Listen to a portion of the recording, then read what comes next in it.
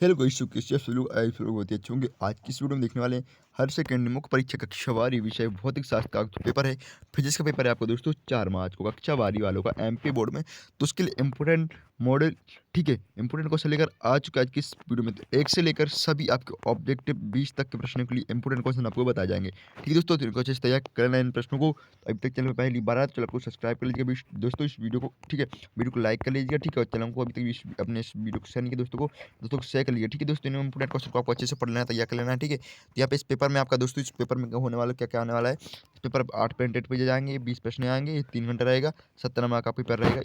ये देख सकते हैं भौतिक शास्त्र ये, ठीक है। चलिए दोस्तों, बढ़ते हैं आपके क्वेश्चन नंबर 1 की ओर। तो आपको ऑब्जेक्टिव देखना पहले या फिर इंपोर्टेंट 50-50 ऐसे इंपोर्टेंट क्वेश्चन बताने वाला है। ठीक है, आपको जो परीक्षा के लिए आने की काफी संभावना है, मोस्ट इंपोर्टेंट क्वेश्चन आपके लिए लेकर आ चुके हैं। चलिए बढ़ते हैं प्रश्न पहले की ओर। दोस्तों मेरे पास इस प्रकार से ही प्रश्न हैं, बाकी में आपको जो सीरीज है इम्पोर्टेंट 95 प्लस वाली सीरीज, ठीक है, तो उसको दिखाते हैं सबसे पहले। तो दोस्तों ये आपके जो प्रश्न हैं क्लास 12 फिजिक्स 50 ही बहुत ही अति महत्वपूर्ण प्रश्न है।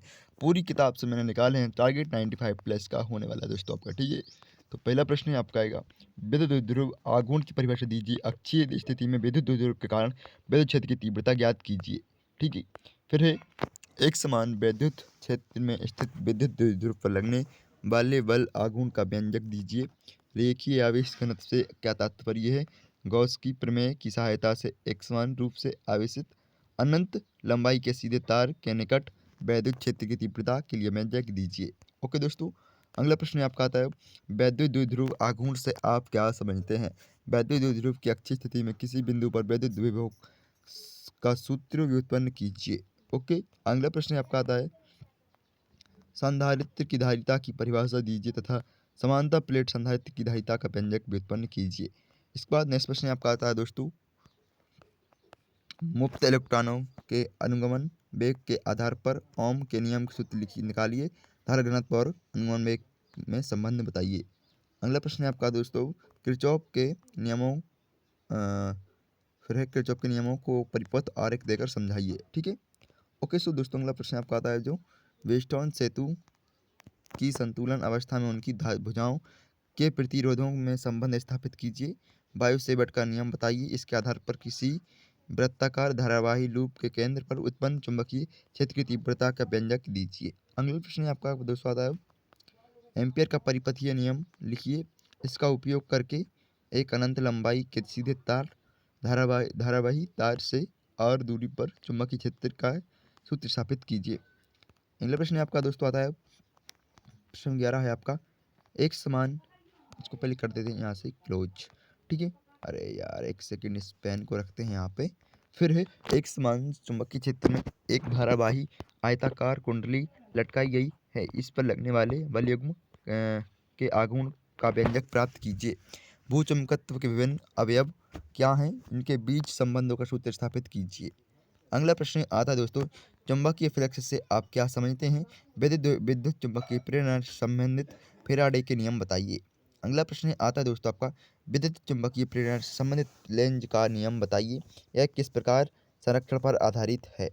अगला प्रश्न आपका दोस्तों आता है, अन्योन्य प्रेरण गुणांक की परिभाषा एवं मात्रक बताइए। दो समतल कुंडलियों के बीच अन्योन्य प्रेरकत्व के सूत्र के लिए स्थापित कीजिए। अगला प्रश्न है आपका दोस्तों, वीडियो लंबी नहीं हो इसलिए मैं जल्दी जल्दी बता रहा हूँ। ठीक है, भंवर धाराओं से आप क्या समझते हैं, इसके अनुप्रयोग लिखिए। ठीक है, अगला प्रश्न आता है, एलसीआर परिपथ की प्रतिबाधा का सूत्र निकालिए था कालांतर, ये लिखा है फाई क्या है, थीटा जो भी है बताइए। ठीक है, अगला प्रश्न, ट्रांसफार्मर क्या है, प्रकार एवं सिद्धांत कार्यविधि सहित समझाइए चित्र सहित।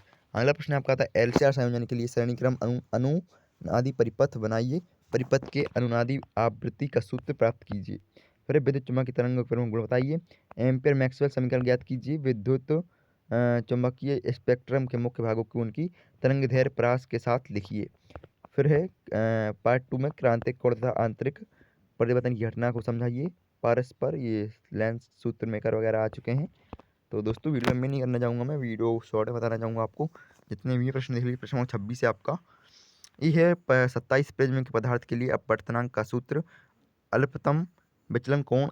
ठीक है, फिर है किसी प्राकृतिक माध्यम की वर्ण विक्षेपण क्षमता सूत्र निकालिए परिभाषा सहित। ठीक है, खगोलीय दूरदर्शी वाला आ चुका है आपका।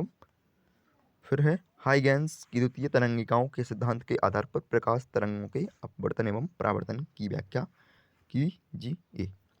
फिर है हाइगेंस की द्वितीय तरंगिकाओं का सिद्धांत को समझाइए। फिर है फ्रिंज की चौड़ाई के लिए व्यंजक व्युत्पन्न कीजिए। प्रकाश के कला संबद्ध स्रोत से आप क्या सुनते हैं?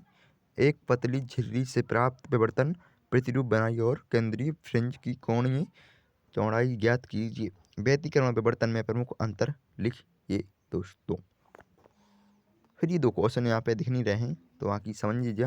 ब्रूस्टर का नियम लिखिए एवं क्या लिखा है, प्रकाश के ध्रुवण संबंधी। ठीक है, देहली आवृत्ति का कार्यफलन, देहली आवृत्ति अच्छे से याद कर लेना दोस्तों, 2 अंक के प्रश्न में अति महत्वपूर्ण देहली आवृत्ति। ठीक है, देहली आवृत्ति तैयार कर लेना। ठीक है, फिर एक प्रकाश विद्युत प्रभाव है इस प्रकार, इस संबंध में आइंस्टाइन के विद्युत समीकरण को व्युत्पन्न कीजिए। समीकरण दिया गया है, प्रकाश विद्युत उत्सर्जन के संबंधी निम्न समीकरण की स्थापना कीजिए।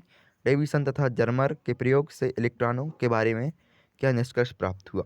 डी ब्रागली तरंग के व्यंजक व्युत्पन्न कीजिए। ये इंपॉर्टेंट क्वेश्चन वगैरह हैं आपके। तो दोस्तों मैं आपको बता दूं, देख मैंने जितने क्वेश्चन बताए हैं ये सभी इंपॉर्टेंट हैं, बाकी आप लोग समझदार हैं। ठीक है, यूपी बोर्ड के हैं शायद।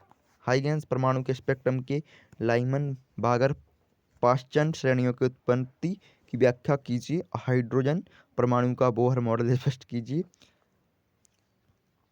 फिर अगला प्रश्न है, समस्थानिक संभारिक में समझाइए। समस्थानिक एवं संभारिक में अंतर अच्छे से प्राप्त तैयार कर लेना दोस्तों, यह आने की काफ़ी ज़्यादा संभावनाएं हैं समस्थानिक एवं संभारिक में। फिर है रेडियो एक्टिव के संबंध में रदरफोर्ड तथा सोडी का नियम दीजिए। नाप की बंधन ऊर्जा से आप क्या समझते हैं? नाप की संलयन एवं विखंडन क्या है? पीएन संधि डायोड वगैरह कर लेना आपको एक बात यार, पीएन संधि डायोड आने की काफ़ी ज़्यादा संभावना है।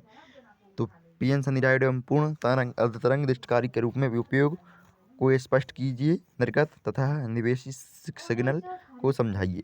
एंड गेट का लॉजिक प्रतीक बूलियन व्यंजक तथा सत्यता सारणी बनाइए। लास्ट क्वेश्चन है, और गेट के लॉजिक प्रतीक बूलियन व्यंजक तथा सत्यता सारणी दीजिए। यहाँ पर 15 क्वेश्चन आपके जो हैं वो हो चुके हैं दोस्तों, आपके बिल्कुल तरीके से कंप्लीट। तो इन प्रश्नों को अच्छे से तैयार कर लेना। ठीक है, आपके जो प्रश्न हैं ये परीक्षा में देखने के काफ़ी ज़्यादा क्वेश्चन देखने के लिए मिल सकते हैं। ठीक है, तो इन प्रश्नों को आपको अच्छे से तैयार कर लेना। यूपी बोर्ड के शायद ये, तो यूपी बोर्ड में भी और सेम सिलेबस रहता है, थोड़ा यहाँ का वहाँ कर दिया जाता है। तो ये एमपी बोर्ड के भी हो सकते हैं, मैंने अभी ज़्यादा कंफर्म नहीं किया। बाकी ये इंपॉर्टेंट है तो उनको अच्छे से पढ़ लेना है। और मैं आपको नेक्स्ट वीडियो लेकर आने वाला, जल्दी से जल्दी नेक्स्ट वीडियो आएगी आपकी। ठीक है, तो उसको वीडियो को देख लेना। और ऑब्जेक्टिव सीरीज जिसमें आपके एमपी के ऑब्जेक्टिव दिखाए जाएंगे। ठीक है, तो ऑब्जेक्टिव दिखा जाएंगे, तो ऑब्जेक्टिव के लिए रेडी रहना। तो कमेंट कर दीजिए रेडी, तो ठीक है मैं उसके लिए जल्दी लेकर आने वाला हूँ वीडियो। तो सब्सक्राइब कर लीजिए चैनल को, वीडियो को लाइक कर लीजिए, नहीं किया अभी तक लोगों ने तो शेयर कर लीजिए फटाफट से। मिलते हैं फिर नेक्स्ट वीडियो के साथ, तड़कते भड़कते कुछ। ठीक है, okay, thanks for watching this video.